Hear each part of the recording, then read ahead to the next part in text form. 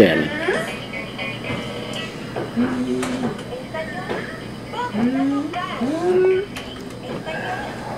I first got introduced to Sammy a while ago with his sister, and I said I had to tell this guy's story.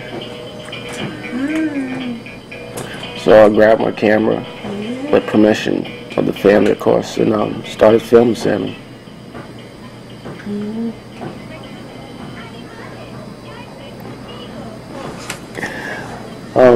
The first set I wanted to get his every movement, and the second day I was there, I was filming him going down the stairs.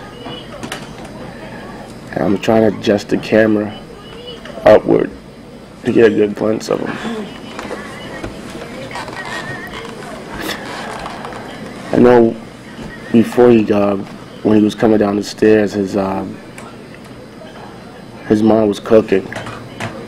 So I think that pretty much enticed him to come down the stairs. As I'm looking at him, he's moving his arms.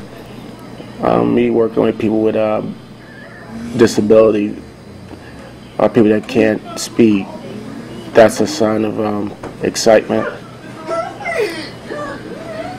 On this angle down here, I try to get his movement, because when you look at him, you don't think he could walk.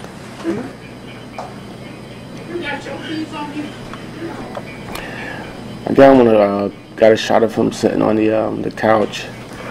He's glazing at me. I don't know what he's thinking. Probably thinking, "Wow, this guy's here." But as I'm filming him, I realized that his eyes is right on in the kitchen, waiting for his mom to call him in.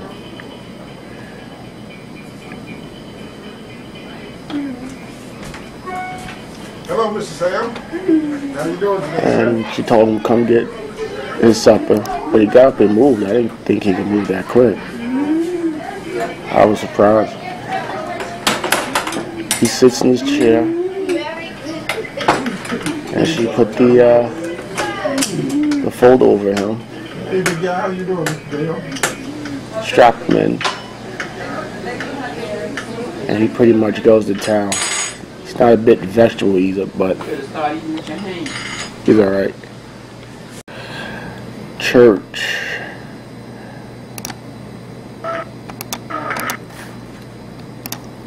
One thing I realized with them, Sammy and his mom, church is very important.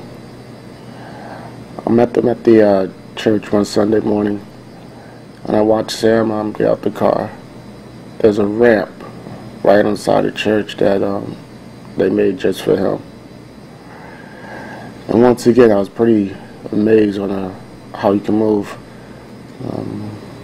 He's a pretty big boy, but with the determination of his mom and Sammy, he moved. And their seat is right next to that door, so he don't wander off too much.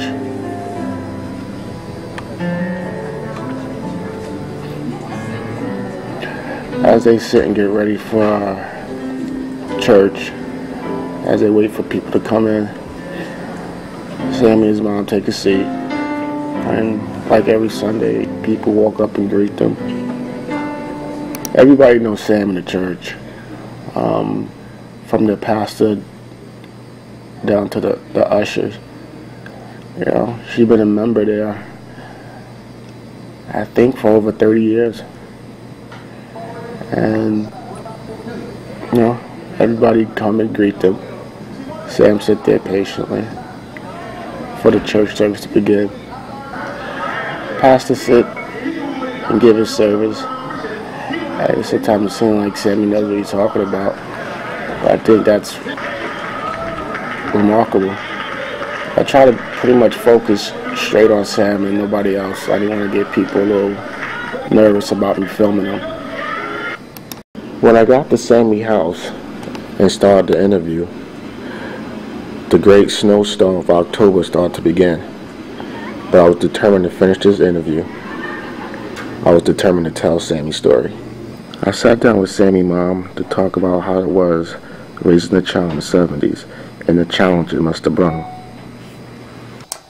He had a blood condition when he was 6 weeks old. His nose just continually bleeded. It was nonstop. So the doctor took him and they took 2 basins, and they had one filled with water, and they had put some tubes in his nostrils, and they drew his blood out, and they sent the water in, and the water went in, and the blood came out, and when they did, the blood went back in and the water came out. So he never had that trouble again.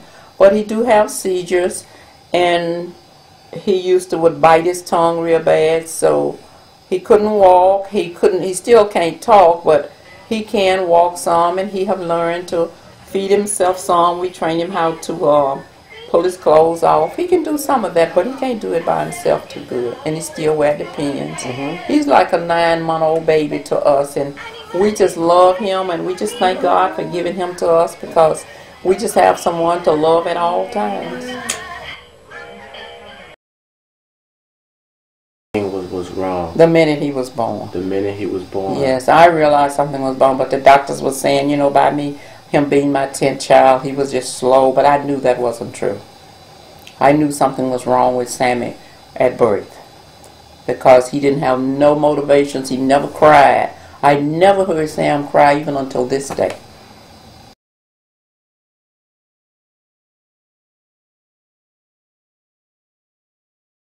He was about 5. His dad had bought a small piano. He started to learn how to play, but his daddy always played guitar. So he always loved music. And his brother had a band, and he would always go and he would try to pull up by the keyboard. He couldn't stand, up, but he would pull up, and he could, touch. He would sit down and kind of hold his hand and pull up and touch the piano keys, and that's the way he would play.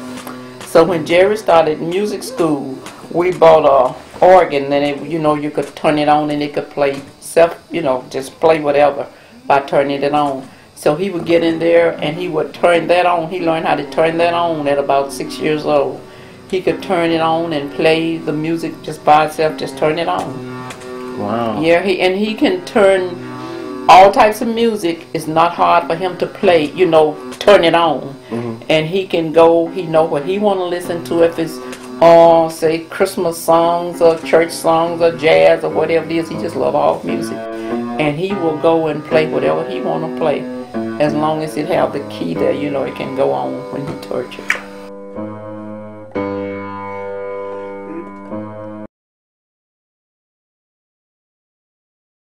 Fight together. I have to fight him because he loved showing off when he get out in the public. He loved pulling my hat off. He just loved to be mischievous when he get out. I guess he be looking for attention. But whatever. If you don't accept Sam, you don't accept me. Wow. When we go out, he's my baby. God gave him to me. I love him, and he is not to be given away. God gave him to me. So I wouldn't give a precious gift away that God gave to me. I love Sam. And when people is in Sam condition, they need to be with their family, because love is what keeps them motivated. And Sam goes to church. He goes wherever we go. We never leave Sam behind. Wherever we go, Sam is welcome to go, and he's loved enough to go. We appreciate him being there. I'm not ashamed of him. No matter what he does in the public, he's still my baby. Hug your mommy tight. Hug your mommy tight. Hug your mommy tight. Hug your mommy tight.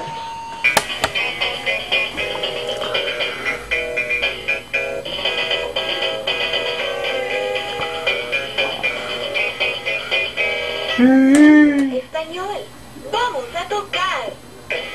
English, let's jam.